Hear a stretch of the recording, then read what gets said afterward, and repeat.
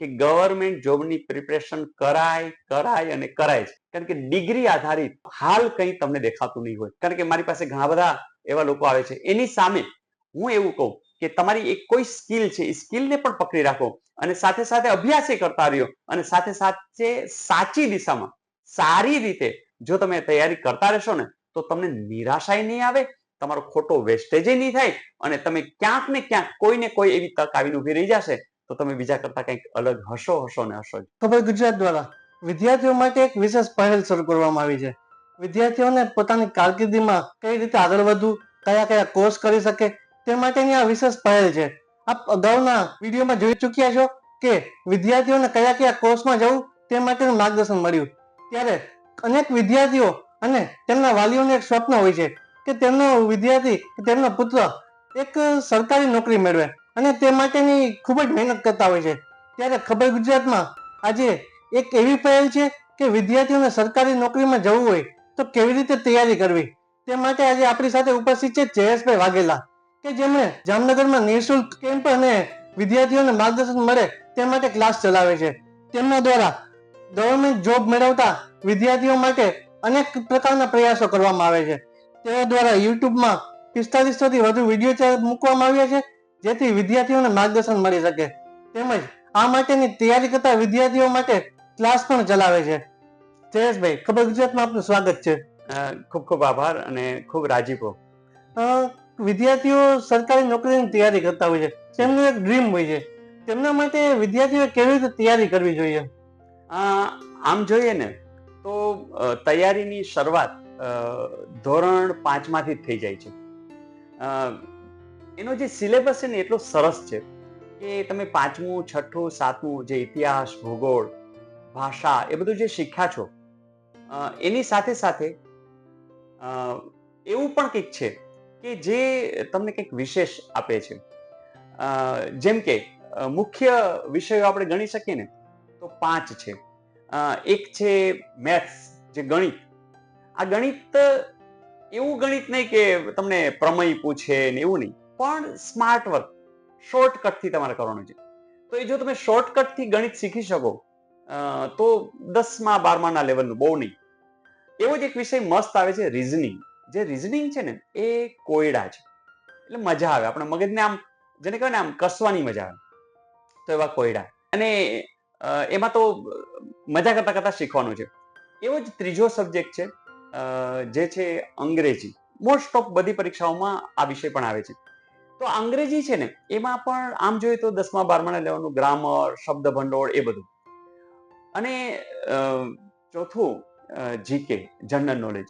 આ general knowledge એટલે આપણે જે બધું ઇતિહાસ, ભૂગોળ, બંધારણ, કમ્પ્યુટર જે બધું ભણી ગયા છે એ જ. થોડું થોડું એવું આવે, કરંટ ટોપિક્સ બધા આવે. સરકારે કોઈ યોજના બહાર પાડી છે તો એ આવે, મોદી સાહેબ ક્યાં ગયા છે તો એ બધી જે વિશેષ ઘટનાઓ છે આસપાસ બની રહેલી એ બધી ઘટનાઓ, પ્લસ સરકારની જે વિશેષ યોજનાઓ છે એના મળતા લાભો વિશે પણ આવી શકે. આ બધું કરંટના અનુસંધાન આવી શકે. તો ગુજરાત ગવર્મેન્ટ જો પરીક્ષા લેતી હોય તો એક વિશેષ આપણા ભાષા, માતૃભાષા ગુજરાતી વિષયનું પણ મહત્વ છે. એટલે આમ જોઈએ તો મેથ્સ, રીઝનિંગ, ઇંગ્લિશ, જીકે અને 5મું છે ગુજરાતી. બસ આ 5 વિષય ઉપર જો તમે પકડ લો, ધીમે ધીમે ધીમે આવી જ જાય અને બસ પછી બહુ સરળતાથી તમે પરીક્ષા પાસ કરી શકો છો. સરકારી ભરતીની ફોર્મ કેવી રીતે ભરવું, એ કેવી રીતે મળી શકે માહિતી? બહુ સરસ પ્રશ્ન છે.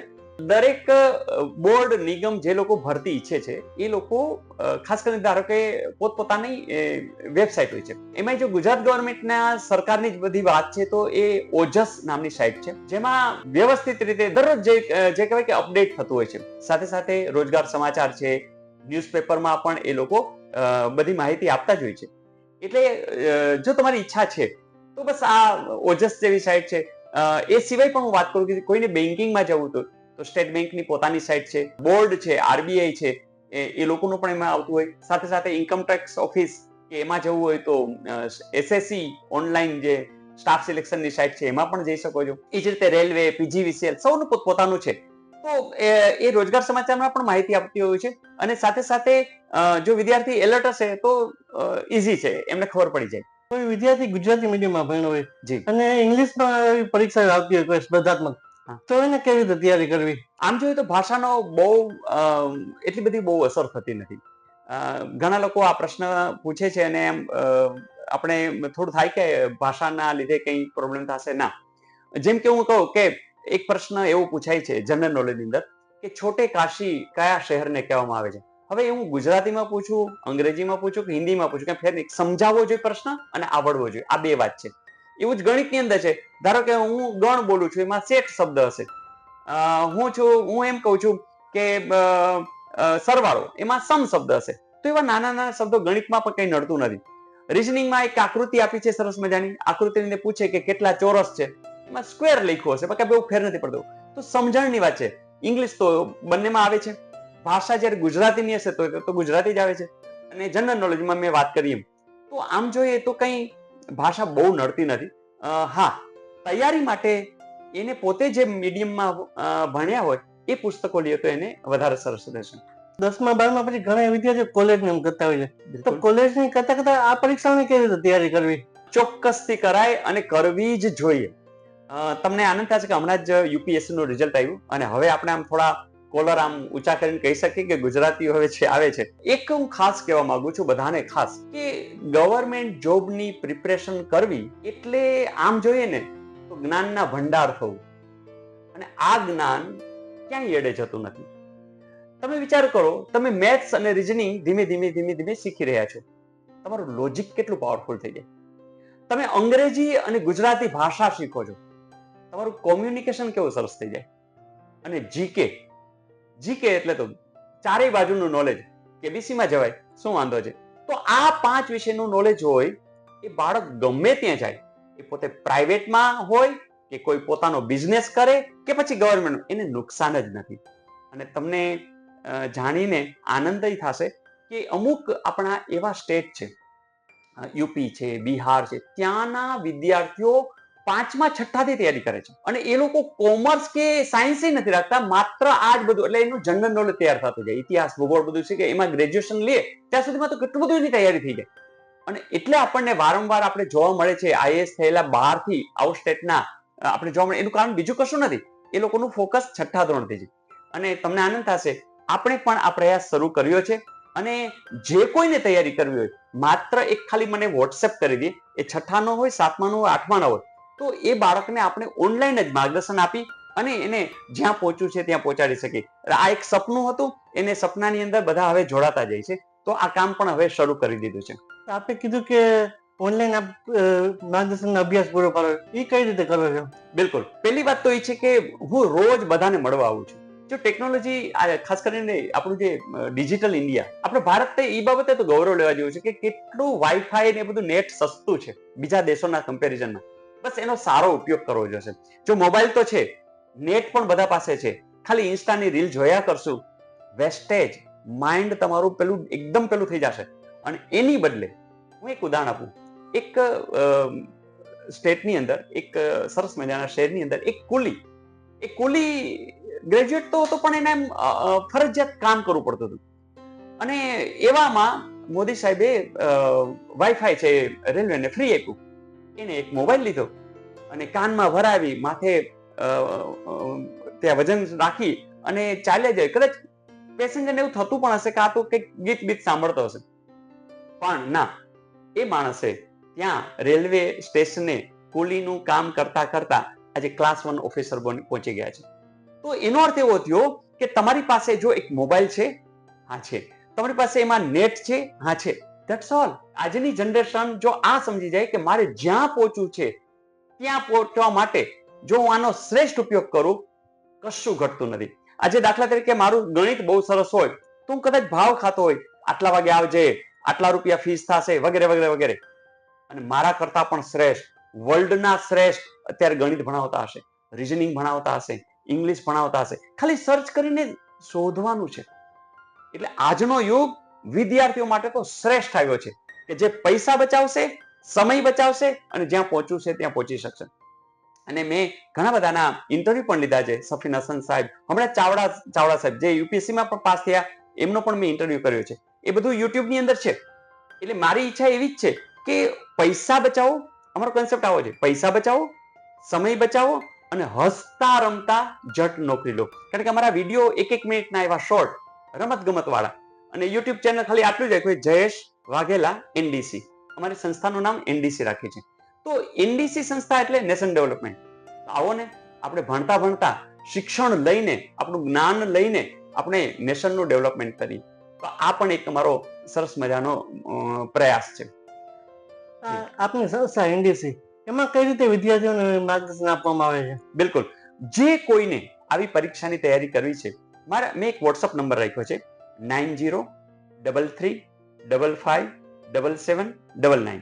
બસ આ નંબર ઉપર માત્ર વોટ્સઅપ કરી દેવાનું ગવર્મેન્ટ જોબ. પછી હું સામેથી એનો કોન્ટેક્ટ કરીશ. અમે 3 વ્યવસ્થા રાખી છે. એક, ત્યાં આવી શકે અથવા તો ઘરે બેઠા કરે. એના માટેનું યોગ્ય મટીરિયલ એને સરળતાથી ઘરે મળે. અને અમારો જે ઓફલાઈન ક્લાસ છે, ત્યાં 2 કલાકના સેશન હોય છે કે જેમાં એમને મૂડ ચડે, એના જે કંઈક પ્રશ્નો છે એ સોલ્વ થઈ શકે, અને સાથે સાથે સ્માર્ટ વર્ક શું છે એ અનુભવ કરી શકે, અને એમની જે સમસ્યા છે એનું સમાધાન થઈ શકે. આવી અમે 3 જગ્યાએ કામ ચાલુ છે જામનગરમાં. અને બીજી વાત કે આપણું ધ્યાન છે ગરીબ વિદ્યાર્થીઓ, એટલે અમે કોઈ ફીસ નથી રાખી. આની ફીસ બહુ હોય છે, પણ અમે ફીસ નથી રાખી. અમે રાખ્યું છે બંધ કવર, જેથી કરીને તમામ વિદ્યાર્થીઓ આવી શકે. અને જે લોકોને ઘરે એવી સુવિધા નથી, તો એના માટે લાઇબ્રેરી છે, ત્યાં વાઈફાઈ સિસ્ટમ છે. બસ કામ કરો, જલ્દી નોકરી લ્યો, અને પછી તમે પણ બીજાને મદદ કરી અને એમને પણ આગળ લઈ આવો. બસ આવા સુંદર કોન્સેપ્ટ સાથે, અને દ્વારકાધીશની કૃપા છે 500-600 થી વધારે નોકરી લાગ્યા છે. અને ટેટ પરીક્ષામાં ગુજરાત ફર્સ્ટ સ્ટુડન્ટ આવી. હમણાં જ એક ભાઈ મળ્યા બસની અંદર, અને તરત સર તમે, મેં કીધું હા બેટા તું આમ આવી ગયો? તો હા સર, કે હું ગુજરાત સેકન્ડ આવ્યો છું. એટલે આપણે અંદરથી આનંદ થાય.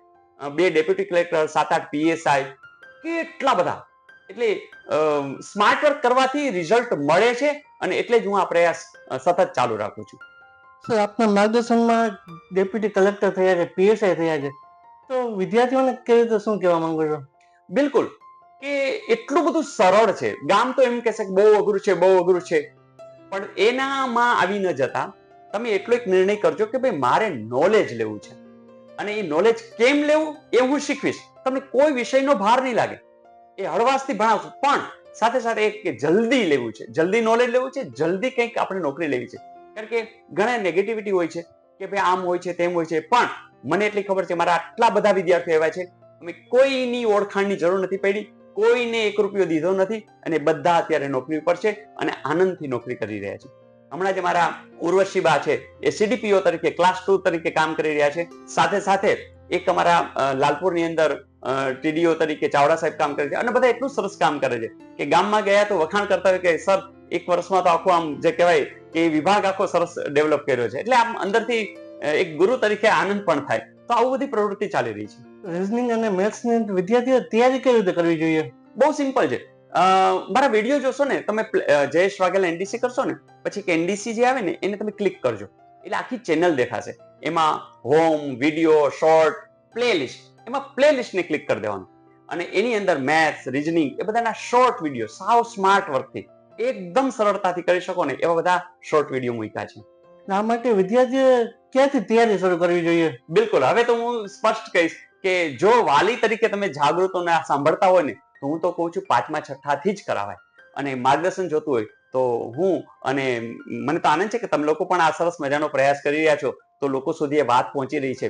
એટલે તમને બધાને, તમારી ટીમને પણ ખૂબ ખૂબ અભિનંદન કે આ જ કામ આપણા દેશને આગળ લાવશે. કારણ કે શિક્ષણ છે એ મુખ્ય વાત છે, અને શિક્ષણ હશે એ બાળક કોઈ દી વ્યસને નહીં ચડે, એ કરિયર બનાવશે, પોતાના કુટુંબને આગળ લઈ જશે, એને જોઈ અને બીજા પ્રેરણા લેશે, અને એમ જ સમાજ આગળ આવશે, અને એમ કરતા કરતા આપણો દેશ આગળ વધશે.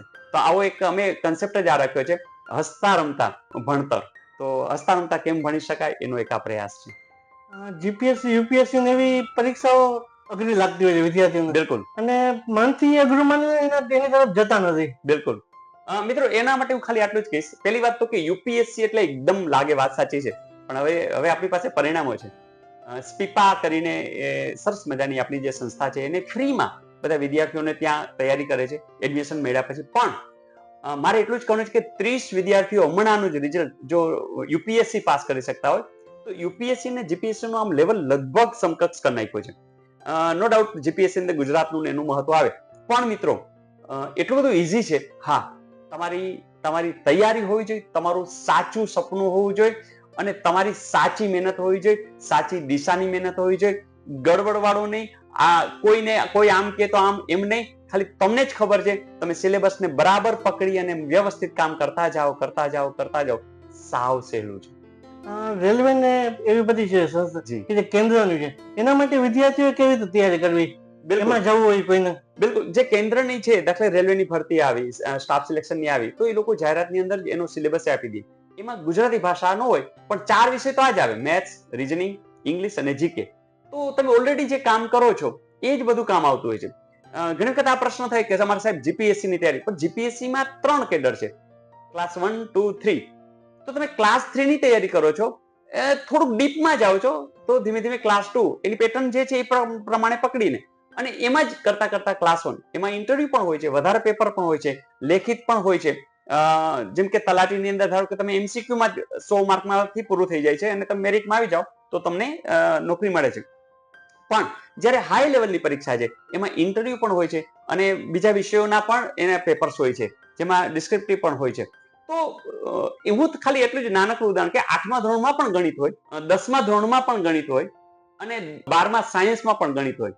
તો જે ઊંડાણ છે ને એ દરેક વિષય, આ 5 જ વિષયનું ઊંડાણ જેમ લેતા જશે, જેમ સમજતા જશે, બસ એ ધીમે ધીમે ક્લાસ 1 સુધી પહોંચી જશે. આગામી સમયમાં કોઈ એવી મોટી ભરતી આવી રહી હોય? બિલકુલ, કોન્સ્ટેબલની પણ આવવાની છે, તલાટીની પણ ઘણી બધી આવવાની છે અને આમ જોઈએ ને તો અત્યારે લગભગ ખાલી જ છે. કોર્પોરેશનો ખાલી, ઘણી બધી જગ્યાઓ ખાલી છે અને આપણે બસ વેઇટ કરી. પણ આ કેવું છે કે અત્યારથી તૈયારી કરવી પડે અને આ તૈયારી જો અત્યારથી કરો, જેમ કે આપણે કેમ 10મા ધોરણમાં આવી તો 9મા ધોરણના વેકેશનથી તૈયારી કરી, ફોર્મ ભરીએ છીએ ત્યારે નથી કરતા. મોટાભાગના ભૂલ આવું કરે છે, ફોર્મ ભર્યા પછી પુસ્તકો ગોતવા નીકળે છે. તો એના કરતા બેટર છે અત્યારથી જ આ વિષયોની તૈયારી કરી અને ઝડપથી પહોંચે. અને તમે લોકો પણ આ સરસ મજાનો પ્રયોગ કરો છો. તો હું તો જામનગરમાં જ છું.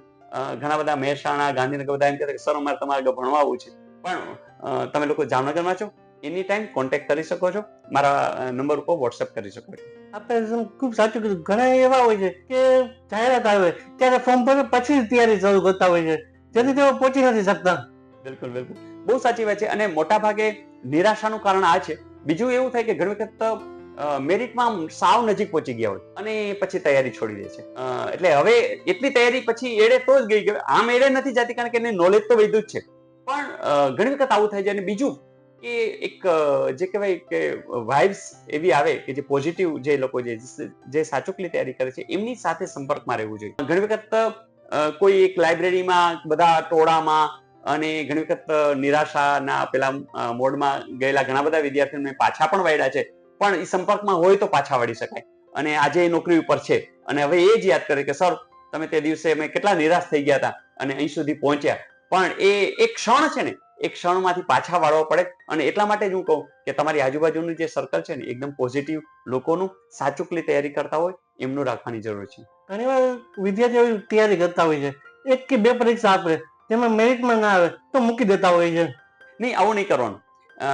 ઘણા લોકો છે ને પેપર સહેલું પડે તો એમ થાય કે હાસ, પણ અને અઘરું હોય તો કઈ ગભરાઈ જાય. કશી જરૂર નથી. મોટી જે ભૂલ થાય છે ને એ આ ભૂલ થાય છે કે તમારી જે તૈયારી છે ને એની કોમ્પિટિશન તમારી સાથે છે. કારણ કે ગામ કેટલી તૈયારી કરે છે તમને ખબર નથી. જ્યારે મેરિટ આવશે ને તો તમારે એ જોવાનું કે ગામની તૈયારી વધારે છે, ચાલો મારી તૈયારીને વધારું, બસ આટલું કરવાનું છે. મોટા ભાગે આ લોકો બધા ભૂલ કરે છે, સતત કમ્પેરિઝન, અને પોતાનું પેપર સહેલું કે અઘરું, કેટલું મેરિટ આવશે છોડો, ફોર્મ ભરો, મસ્ત પરીક્ષા દઈ આવો, ફરીથી તૈયારી ચાલુ, જ્યાં સુધી ઓર્ડર ના આવે ત્યાં સુધી. એટલે તમારું માઇન્ડ એકદમ સેટ હશે, ખોટા વિચારે નહીં ચડો, તમારો સમય બગડશે નહીં. તો આવો પ્રયાસ પણ કરવો જોઈએ. અને જનરલ નોલેજ કેવું છે કે રોજ કંઈક ને કંઈક એમાં વધતું જતું હોય છે. એના માટે કેવી રીતે સતત રહેવું? બહુ સરસ પ્રશ્ન છે. જનરલ નોલેજ છે ને દરિયો છે. તો એના માટે તમારે શું કરવું પડે? તમારી ખુદની એક નોટ તૈયાર કરવાની કે જેની અંદર કોઈ પણ ટોપિક, જેમ કે કોઈ ઘટના બની, કોઈ એક કવિ, હમણાં દાખલા તરીકે અનિલ જોશી સાહેબ એનું નિધન થયું, તો એના વિશેના પ્રશ્ન આવી શકે છે. તો તમે તરત ને તરત સર્ચ કરી, હવે તો ગૂગલ પણ તમને હેલ્પ કરે છે, તો તમે સરસ રીતે તૈયારી કરો. એના પુસ્તકો પણ છે, બજારમાં ઉપલબ્ધ છે, તો એમાંથી પણ થઈ શકે. તો સરસ મજાની તૈયારી કરો, પણ તમારા હાથે લખેલી નોટ હશે ને, તમને મજા આવશે. તમે જ્યારે ધારો ત્યારે રિવિઝન કરી શકશો. આપણે જેમ કીધું જનરલ નોલેજ દરિયો છે, તો વિદ્યાર્થીઓ થોડુંક એમાં કન્ફ્યુઝન થતા હોય છે, એના વિશે થોડું માર્ગદર્શન આપશો? એકચ્યુઅલી કેવું છે કે જનરલ નોલેજને આમ તમારી વાત સાચી, ખાસ કરીને કરંટની વાત આવે તો તમે ન્યૂઝપેપર છે એ ચોક્કસથી રીડ કરવા જોઈએ.